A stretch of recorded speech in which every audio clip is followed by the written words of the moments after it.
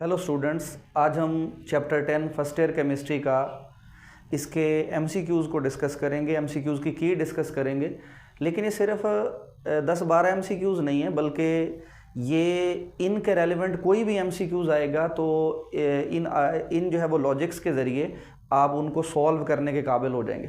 तो पहला हमारे पास जो एमसीक्यूज़ है वो ये है, स्ट्रॉन्गर दी ऑक्सीडाइजिंग एजेंट। जितना हमारे पास कोई स्ट्रॉन्गर ऑक्सीडाइजिंग एजेंट होता है, ग्रेटर इज डी। तो हमारे पास चार ऑप्शन है कि राइट ऑप्शन ऑक्सीडेशन पोटेंशियल होगा, रिडक्शन पोटेंशियल होगा, रिडॉक्स पोटेंशियल होगा या ईएमएफ ऑफ द सेल होगा। तो हम देखते हैं इलेक्ट्रोकेमिकल सीरीज को। इलेक्ट्रोकेमिकल सीरीज में सबसे थोड़ा जो रिडक्शन पोटेंशियल है वो हमारे पास है लिथियम का। वो कितना है? -3.045। और इसी तरह सबसे ज़्यादा जो हमारे पास रिडॉक्स पोटेंशियल है वो फ्लोरीन का है, और ये कितना है? 2.87 वोल्ट्स। अब हमें पता है चैप्टर 10 के अंदर हम इलेक्ट्रोकेमिकल सीरीज वाले आर्टिकल में ये बात करते हैं कि इस लिस्ट में जो जितना हायर पोजीशन पे होगा उतना अच्छा इलेक्ट्रॉन का लूजर होगा। तो मतलब ये तो चाहता है मेरी खुद की ऑक्सीडेशन हो जाए, तो इसका अपना ज़ात का जिसकी जितनी वैल्यू कम होगी वो अपनी ऑक्सीडेशन करवाएगा। पोटेंशियल जितना ज़्यादा होगा वो दूसरों से इलेक्ट्रॉन उतने अच्छे गेन करेगा, वो खुद की रिडक्शन करवाएगा और दूसरों की ऑक्सीडेशन करवाएगा। तो इसका मतलब है इस लिस्ट में जो जितना बॉटम पे है, जो जितना लोअर पोजीशन पे है, या पोटेंशियल जिसका जितना ज्यादा होगा वो उतना पावरफुल ऑक्सीडाइजिंग एजेंट होगा। रिडक्शन पोटेंशियल इस लिस्ट में जो जितना बॉटम पे पड़ा है उसका रिडक्शन पोटेंशियल की वैल्यू हाई है, और जो जितना टॉप पे पड़ा है उसका नेगेटिव है, उसका कम है। तो ये सारे रिड्यूसिंग एजेंट हैं, और जो जितने बॉटम पे हैं ये सारे ऑक्सीडाइजिंग एजेंट। सेकंड हमारे पास सेकंड एमसीक्यूज हमारे पास ये है, if the salt bridge is not used between two half cells. अगर दोनों हाफ सेल्स में एनोड और कैथोड जो हैं वहां पे हम सॉल्ट ब्रिज यूज ही नहीं करते, देन द वोल्टेज, तो फिर उस सेल की जो वोल्टेज है हमारे पास उसको क्या होगा? तो पहला ऑप्शन है डिक्रीज रैपिडली, दूसरा है ड्रॉप्स टू जीरो, तीसरा है डिक्रीज स्लोली, और लास्ट ऑप्शन है कि डज नॉट चेंज। तो हमें पता है जैसे ही हम सॉल्ट ब्रिज जो है वो हटाते हैं तो बिल्कुल जो बाहर जो एक्सटर्नल सर्किट में जो भी हमारे पास लाइट वगैरह हमने लगाई होती है या वोल्टमीटर लगाया होता है तो वहाँ पे बिल्कुल करंट शो नहीं होता। तो इसका राइट ऑप्शन क्या होगा कि ड्रॉप्स टू जीरो, मतलब सॉल्ट ब्रिज यूज़ नहीं करेंगे तो ड्रॉप्स टू जीरो। हमारे पास जो थर्ड है, oxidation state of oxygen in OF2। OF2 जो है हमारे पास ऑक्सीजन डाईफ्लोराइड, इसमें ये हमारे पास ऑक्सीजन के साथ ना 2 फ्लोरीन अटैच। और रूल्स में हमने ये बात की थी कि जो जितना ज़्यादा इलेक्ट्रोनेगेटिव होगा उसका ऑक्सीडेशन स्टेट भी उतना नेगेटिव होगा, और हमें पता है कि ऑक्सीजन इज़ मोर इलेक्ट्रोनेगेटिव। तो अगर ऑक्सीजन इलेक्ट्रोनेगेटिव लेकिन फ्लोरीन उससे भी ज़्यादा इलेक्ट्रोनेगेटिव है, तो फ्लोरीन इज़ मोर इलेक्ट्रोनेगेटिव, इसका भी -1 है और इस वाले का भी -1 है। तो इस ऑक्सीजन का +2 होगा क्या भला? Oxidation state. तो ये हमारे पास ऑप्शन बनेगा। इसी तरह जो फोर्थ एमसीक्यूज है कि ऑक्सीडेशन स्टेट फास्फोरस का हमें बताना है किसके अंदर? H3PO4 में। तो हमें पता है कि ये एक न्यूट्रल कंपाउंड है, तो हम हाइड्रोजन को इसे हम सॉल्व कर सकते हैं कि हमारे पास 3 हाइड्रोजन है, हर हाइड्रोजन का हमने 1 मान के चल रहे हैं, प्लस जो फास्फोरस है इसका नहीं पता तो हमने सपोज कर लिया ये X है, और यहाँ पे प्लस ये 4 ऑक्सीजन है और हर ऑक्सीजन का -2, और ये इक्वल होगा किसके भला? 0 के। तो यहाँ पर ये 3 + X और ये 4 × 2, तो ये -8 = 0। ये -8 ये प्लस का, तो हमारे पास बचा -5 = 0, और ये x की वैल्यू हमारे पास आ गई +5। तो कोई भी फास्फोरस का कंपाउंड होगा, एसिड होगा, तो हम उसकी ऑक्सीडेशन स्टेट ऐसे कैलकुलेट। MCQ 5 में electrode potential of standard hydrogen electrode, ये हमने जानबूझ के एज अ स्टैंडर्ड कितना रखा हुआ है, तो हमें पता है इसका स्टैंडर्ड का बजाते खुद ज़ीरो है और बाकियों का हम इसी से क्या करते हैं भला पता लगाते हैं, कैलकुलेट करते हैं। तो ऑप्शन ए होगा हमारे पास 0, लेस देन 0 भी नहीं, और ये हमें पता है कि 2.87 फ्लोरीन का है और -3.045 वोल्ट ये लिथियम का है, जो कि सबसे कम है। और इसी तरह अगर हम MCQs नंबर 6 की बात करें तो इसमें है कि निकल कैडमियम बैटरी जो होती है उसमें कैथोड किसका बना होता है, तो हमारे पास ऑप्शन है कैडमियम निकल हाइड्रोक्साइड या खालिस निकल या निकल का ऑक्साइड हम यूज़ करते हैं। तो हमें पता है कि जितनी भी बैटरी या फ्यूल सेल हमारे सिलेबस में मौजूद है सिवाय वो कार बैटरी के, जो इलेक्ट्रोलाइट होता है ना वो हमारे पास क्या होता है पोटाशियम हाइड्रोक्साइड। ये इलेक्ट्रोलाइट हमने इसमें भर लिया है और इलेक्ट्रोलाइट भरने के बाद ना हम यहाँ पे एक खालिस मेटल लगाते हैं और ये खालिस मेटल कैडमियम होती है।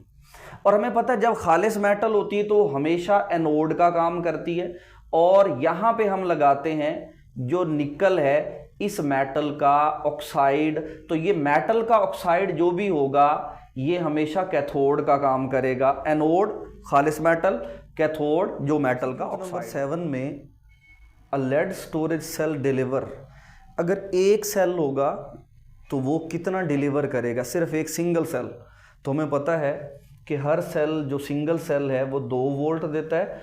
और अगर हम कार बैटरी की बात करें, लेड अकामुलेटर की बात करें, तो उसमें हम 6 सेल जो है वो अटैच करते सीरीज़ में और उनकी टोटल जो है वो 12 वोल्ट बन जाती। तो इसका राइट ऑप्शन क्या होगा, वो 2 वोल्ट होगा। उसके बाद अगर हम इलेक्ट्रोलिसिस करवाते हैं एक्वस सोल्यूशन, हमारे पास एक्वस सोल्यूशन है जिसे हम ब्राइन भी बोलते हैं, मतलब नमक और हमारे पास NaCl और वाटर, इनका जो सोल्यूशन है, तो अगर हम उसकी इलेक्ट्रोलाइसिस करवाते हैं तो हमें एनोड पे क्या मिलेगा, ये हमारा क्वेश्चन है।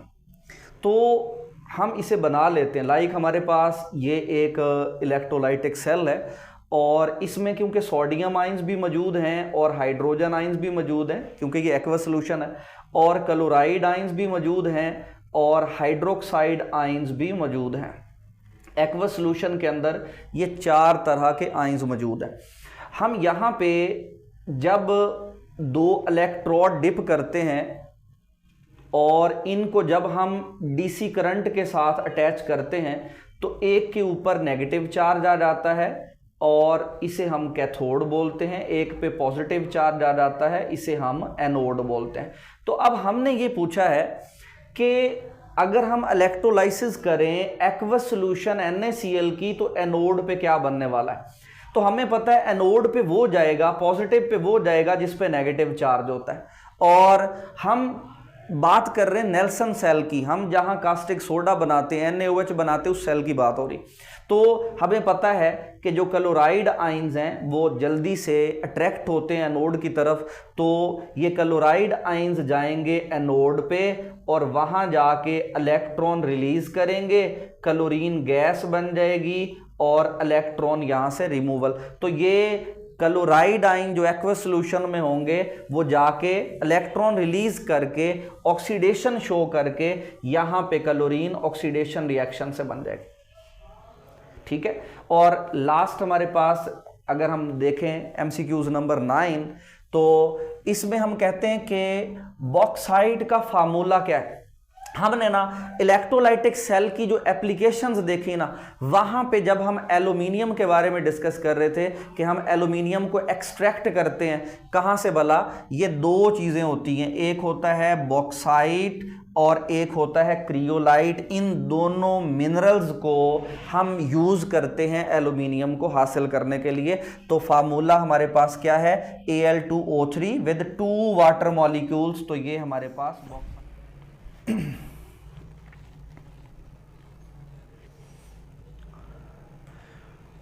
MCQs नंबर 10 है हमारे पास, रिएक्शन इन वोल्टिक सेल या गल्वानिक सेल में जो रिएक्शन होते हैं वो किस तरह के होते हैं। तो हमें पता है कि जो वोल्टिक या गल्वानिक सेल है इसमें केमिकल एनर्जी को इलेक्ट्रिकल एनर्जी में स्पॉन्टेनियसली, तो ये स्पॉन्टेनियस इसका राइट ऑप्शन होगा। उसके बाद है in the purification of copper, जब हम इम्प्योर कॉपर को प्योरीफाई करते हैं तो जो कॉपर इम्प्योर होता है उसे हम कहाँ पे, एनोड, कैथोड या इलेक्ट्रोलाइट के तौर पे, या सारे ही कर सकते हैं। तो हमें ये पता है कि जब भी हम प्योरीफिकेशन करते हैं कॉपर की या किसी भी मेटल की, तो सबसे पहले हमें इलेक्ट्रोलाइट चाहिए। तो यहाँ पे हमारे पास कॉपर सल्फेट है इलेक्ट्रोलाइट, कॉपर नहीं है, कॉपर मेटल नहीं है, ना खालिस मेटल जो है वो हमारे पास कैथोड या एनोड अभी इलेक्ट्रोलाइट नहीं है। अब हम क्या कर रहे हैं, हम इसमें वो वाला कॉपर जो ना खालिस है, जिसे हमने प्योरीफाई करना है, उसे हम एनोड के तौर पे यहाँ पे लगा देंगे, और एक बिल्कुल बारीक सी वायर जो खालिस कॉपर की होगी वो हम एज अ कैथोड ले लेंगे। तो क्या होगा कि जैसे ही हम इसे डीसी करंट के साथ अटैच करेंगे तो ये जो हमारे पास एनोड है इस पे पॉजिटिव और इस वाले पे नेगेटिव चार्ज आ जाएगा। अब होगा क्या कि यहाँ से जो कॉपर खालिस होगा वो यहाँ कॉपर आयन बन के आ जाएगा, और यहाँ आयंस बढ़ेंगे तो ये वाले आयंस कैथोड पे जाके, तो ये सारी जितने भी आयंस है यहाँ से सॉल्यूशन के अंदर आएंगे, इलेक्ट्रोलाइट के अंदर आएंगे और यहाँ जाके डिपॉजिट हो जाएंगे। तो एंड पे यहाँ से सारा कॉपर निकल के इस वाली प्लेट के ऊपर अटैच हो चुका होगा। तो इस तरीके से हम प्योरीफिकेशन करते हैं, मतलब जो इम्प्योर कॉपर है उसे हमने कहाँ लेना है भला, एनोड के ऊपर लेना है, ठीक है। और लास्ट MCQs है हमारे चैप्टर 10 के जो पेपर है उसकी की का, कि लेड अकामुलेटर जो होता है वो किस किस्म का सेल है। तो हमें पता है कि जो सेल जिसे हम रिचार्ज ना कर सकें वो होता है प्राइमरी सेल, लेकिन जिसे हम चार्ज कर सकें, कार बैटरी ही तो है लेड अकामुलेटर, तो कार बैटरी को तो हम बार बार चार्ज कर सकते हैं। तो इसका मतलब है ये स्टोरेज सेल है, ये एक सेकेंडरी सेल है। तो ये थी बच्चों की हमारे पास चैप्टर 10 और टेस्ट नंबर 7 की। अगर आपको ये वीडियो इन्फॉर्मेटिव लगी है तो please subscribe, share. Okay, Allah.